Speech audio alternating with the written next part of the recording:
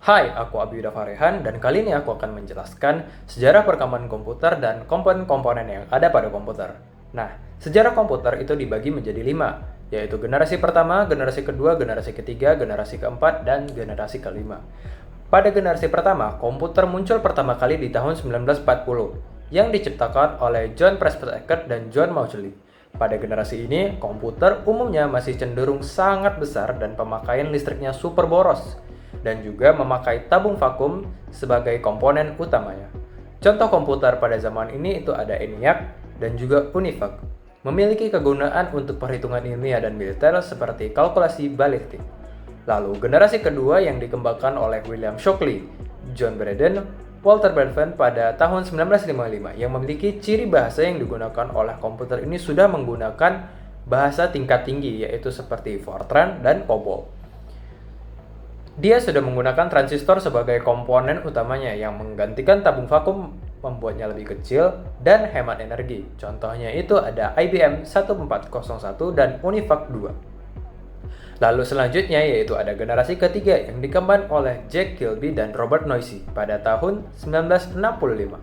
Komputer pada generasi ini sudah memakai IC atau Integrated Circuit yang membuat komputer lebih kecil dan juga murah. Serta komputer pada zaman ini sudah bisa multitasking. Contohnya itu ya ada IBM System 360 dan PDP-8.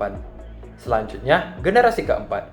Pada tahun 1980 yang dikembangkan oleh Robert Noisy, Steve Jobs selaku pembuat Apple, dan juga Bill Gates yang membuat Windows yang pasti kita semua sudah pakai pada zaman ini. Komputer ini sudah menggunakan mikroprosesor yang menggantikan IC, dan juga komputer pada zaman ini sudah menggunakan GUI atau Graphical User Interface. Contoh komputer pada zaman ini ada Apple II dan IBM PC.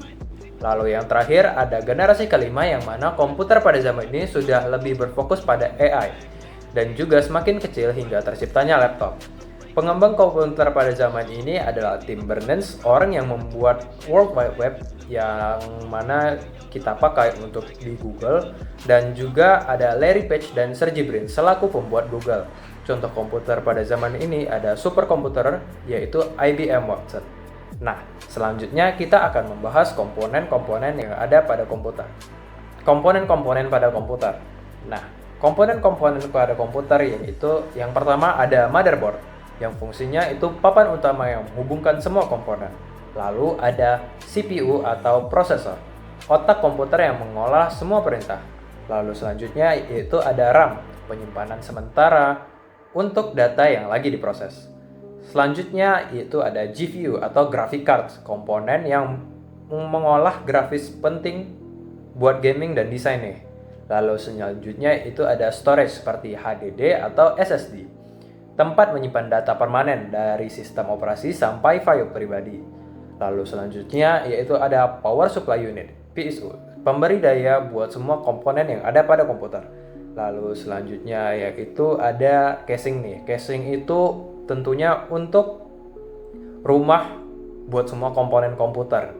Lalu selanjutnya yaitu ada BIOS atau UEFI, firmware di motherboard buat ngebut sistem operasi.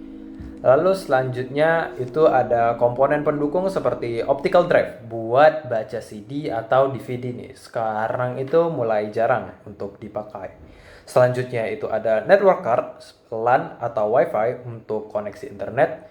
Lalu selanjutnya ada sound card buat mengolah audio yang lebih berkualitas. Selanjutnya ada peripheral ports, USB, HDMI, dan audio. Konektor buat perangkat luar kayak mouse, keyboard, atau monitor. Selanjutnya ada input device seperti keyboard atau mouse, alat buat ngasih perintah ke komputer. Lalu ada monitor untuk mendisplay hasil dari output komputer. Selanjutnya yaitu ada VRAM atau voltage regulator module untuk mengatur tegangan listrik buat komponen tertentu di motherboard. Nah, setelah kita mengetahui komponen dan sejarah komputer, mari kita selanjutnya membahas fungsi dasar bahasa C. Nah, jadi kali ini aku akan menjelaskan fungsi dasar bahasa C.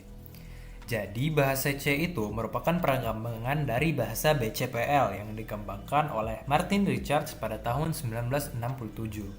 Selanjutnya bahasa ini memberikan ide kepada Ken Thompson yang kemudian mengembangkan bahasa yang disebut bahasa B pada tahun 1970.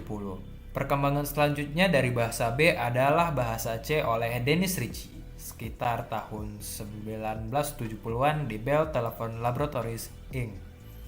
Sekarang itu ya adalah AT dan T Bell Laboratories. Bahasa C pertama kali digunakan di Computer Digital Equipment Corporation PDP-11 yang menggunakan sistem operasi Unix. Hingga saat ini penggunaan bahasa C telah merata di seluruh dunia. Hampir semua perguruan tinggi dunia menjadikan bahasa C sebagai salah satu mata kuliah wajib. Selain itu, banyak bahasa pemrograman populer seperti PHP dan Java menggunakan sintaks dasar yang mirip bahasa C. Oleh karena itu, kita juga sangat perlu mempelajarinya. Kali ini aku akan menjelaskan fungsi dasar bahasa C menggunakan program konversi suhu Celcius. Jadi yang pertama itu ada include stdioh yang mana ini itu untuk menghubungkan program sama library standar input atau output, yang artinya kalau mau pakai fungsi kayak printf atau scanf kita wajib menyertakan stdioh di programnya nih. Lalu selanjutnya itu ada in main. Nah, in pada sebelum main ini memiliki arti tipe data yaitu integer, ini untuk bilangan bulat. Lalu selanjutnya kita buka kurung kurawal sebagai penanda awal mula program. Selanjutnya yaitu ada float. Float ini yaitu tipe data yang gunanya untuk menyimpan data desimal atau pecahan. Lalu CFKR ini merupakan variabel. Selanjutnya ada printf yang mana fungsi yang digunakan untuk menampilkan output ke layar. Jadi kalau mau program mengasih informasi ke pengguna, misalnya pesan, hasil perhitungan atau nilai variabel, kita bisa menggunakan printf. Printf masukkan suhu dalam Celcius. Selanjutnya yaitu scanf. Nah, scanf di bahasa C ini fungsi yang digunakan untuk mengambil input dari pengguna. Jadi kalau mau supaya program bisa nerima data dari user seperti angka, karakter, atau string, bakal pakai fungsi ini nih, fungsi scanf. Nah, lalu seperti di bawahnya printf yaitu untuk menampilkan output. Jadi mari kita cobakan programnya di sini. Nah, masukkan suhu dalam Celcius. Jadi kita coba 30 Celcius. Maka akan diubah konversi suhu dalam Celcius menjadi ke Fahrenheit, Kelvin, dan Reaumur. Nah, selanjutnya mari kita lanjut ke percabangan switch case. Nah, lalu selanjutnya aku akan menjelaskan percabangan switch nih. Nah, bentuk switch case merupakan pernyataan yang dirancang khusus untuk menangani pengambilan keputusan yang melibatkan sejumlah atau banyak alternatif. Pernyataan switch case ini memiliki kegunaan yang sama seperti if-else bertingkat, tetapi untuk memeriksa data yang bertipe karakter atau integer. Setiap cabang akan dijalankan jika syarat nilai konstanta terpenuhi, dan default akan dijalankan jika semua cabang di atasnya tidak terpenuhi. Pernyataan break menunjukkan siap keluar dari switch. Jika pernyataan ini tidak ada, maka program akan diteruskan ke cabang-cabang yang lainnya. Nah, kita akan demonstrasi menggunakan program ini. Seperti tadi, include stdioh ini buat menghubungkan program sama library standar input output. Yang artinya kalau mau pakai fungsi kayak printf atau scanf, kita wajib menyertakan include stdioh. Selanjutnya ada in main. In di sini yaitu memiliki arti tipe data integer untuk bilangan bulat. Lalu kita lanjutkan dengan buka kurung awal, lalu in pilihan, printf, pilih menu, printf 1, cetak hello, printf 2, cetak hi, printf 3, cetak hello, printf, masukkan pilihan 1 sampai 3, lalu scanf. Lalu selanjutnya switch. Nah, switch di bahasa C adalah pernyataan kontrol alur yang digunakan untuk memilih di antara beberapa pilihan berdasarkan nilai dari sebuah ekspresi. Switch ini biasanya digunakan sebagai alternatif untuk beberapa if-else yang melibatkan banyak kondisi agar lebih mudah dibaca dan lebih efisien. Nah, switch pilihan case 1, kondisi 1, kita masukkan printf hello, lalu break. Break ini adalah pernyataan yang digunakan untuk menghentikan eksekusi dari sebuah loop seperti for, while, atau do while, atau keluar dari sebuah switch case. Jadi kalau memakai break ini, program akan keluar dari loop atau switch dan melanjutkan eksekusi ke baris kode berikutnya, yaitu kondisi 2.